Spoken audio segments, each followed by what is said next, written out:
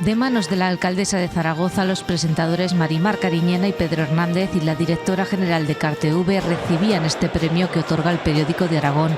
20 años de trayectoria que avalan la aportación de esta cadena a la cultura aragonesa.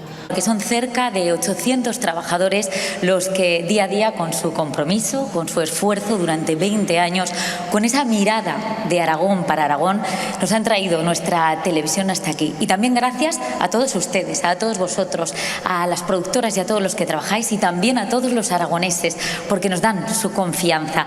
Por su empatía, arraigo y compromiso con esta tierra, el empresario y emprendedor Alejandro Martínez, propietario de Alejandro Moda, recibía el galardón Aragonés de Honor 2026. Significa un orgullo, una satisfacción, este reconocimiento, además, por mi manera de ser, me viene al pelo, ¿no? Y mis padres, si estuvieran aquí, se sentirían muy orgullosos.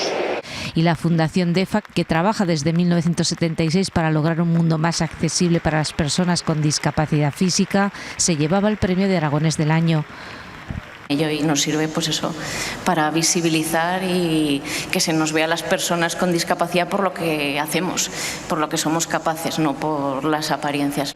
Esta ceremonia llega después de más de 3 décadas de trayectoria del Periódico de Aragón y de más de 200 reconocimientos entregados. Lo que intentamos sobre todo es transmitir los valores de esfuerzo, de compromiso con la tierra, de arraigo, de capacidad de trabajo y sobre todo de excelencia, ¿no? Una gala que ha vuelto a reunir a la sociedad aragonesa en una noche de orgullo y reconocimiento.